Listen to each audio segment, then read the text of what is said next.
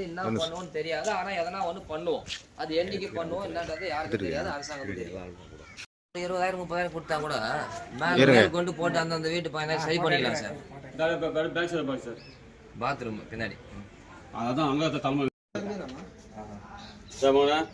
தண்ணி மேல மேல தண்ணி தண்ணி தாங்க வந்துடும். ஐயோ அவர் மைக் ஊட்டியே போட்டாரு பயங்கர.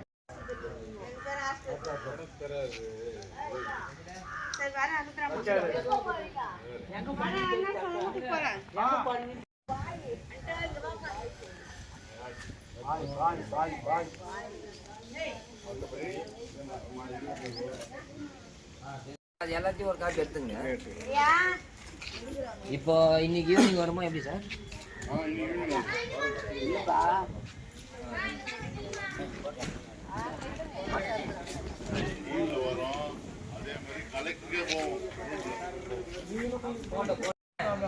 கரைஞ்சு போய்க்குது.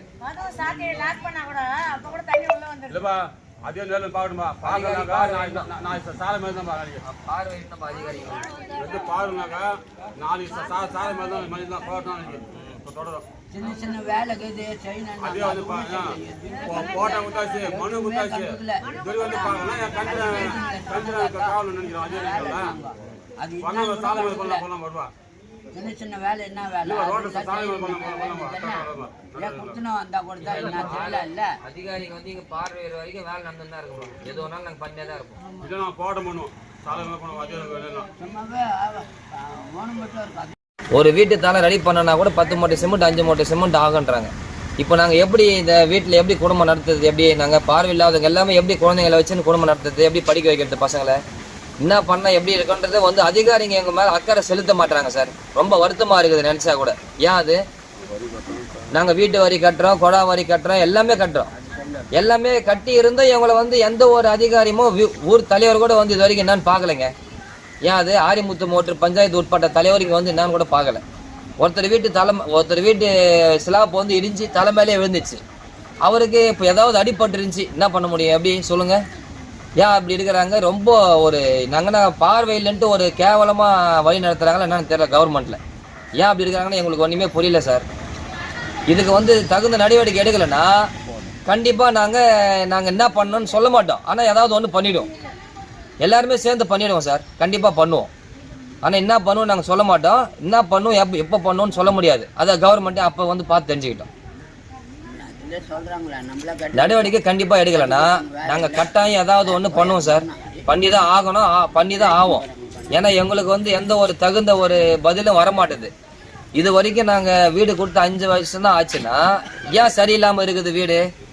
இப்போ வீடியோவும் வரல. லேசான மழைக்கெல்லாம் வந்து செவுத்து மூலியமா கசியுது. ஆனா அப்படியே சொட்டு சொட்டா கசிற மாதிரி இருக்குது. இன்னும் இருக்கு 2 மாசம் கழிஞ்சிச்சுன்னா மழை காலம் தொடரும் பொழுது என்ன பண்ண முடியும்னு எங்களுக்கு தெரியல. செவரெல்லாம் இடிஞ்சே விழுந்துடும் போலக்குது ஊறி ஊறி. எப்படி நாங்க அதிகாரி பார்க்கட்டும். அப்போ அது இப்போ அக்கறை செலுத்தினாதான் அப்ப நம்ம பாதுகாப்பா இருக்க முடியும். அப்ப பார்த்து என்ன பிரயோஜனம்? இப்போ வந்து முன்னெடுத்து அதிகாரி நம்மள வழி நடத்தாத அதிகாரிங்க அப்ப பார்த்து என்ன பண்ண முடியும்? இப்ப பண்ணாதான் அந்த மழைக்கு வீடு தாங்கும், நம்ம எல்லாம் பாதுகாப்பா இருக்க முடியும் உயிர். இப்போ பார்க்கணும். இப்போ நம்மள வந்து வணக்கம் ஐயா. ஆரிமுத்து மோட்டூர் பஞ்சாயத்துக்கு உட்பட்டது சுகர் மில் பார்வையற்றோர் குடியிருப்பு. எங்களுக்கு வந்து பார்த்தீங்கன்னா பசுமை வீடுன்னு கட்டி கொடுத்தாங்க. ஆனால் வீடு கட்டி கொடுத்து ஒரு 5 வருஷம் தான் ஆகுது. ஒரே ஒரு வீடு கூட சரியில்லாமல் தான் இருக்குது சார். ஃபுல்லாக மண் உளுத்து கொட்டுது.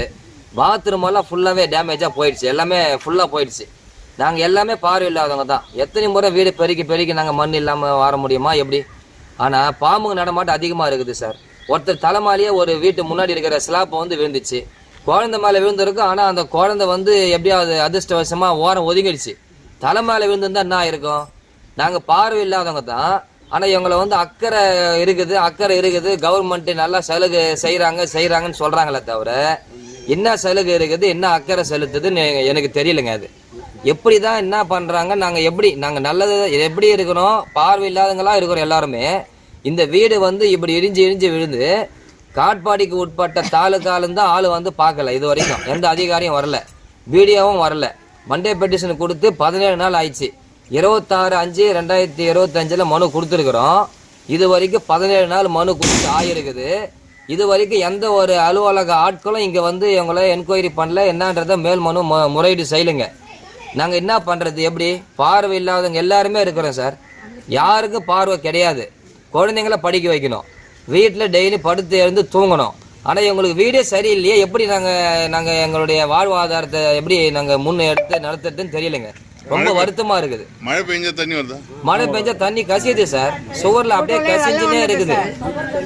பாத்ரூம் எல்லாமே ஃபுல்லாவே அப்படியே போயிடுச்சு சார்.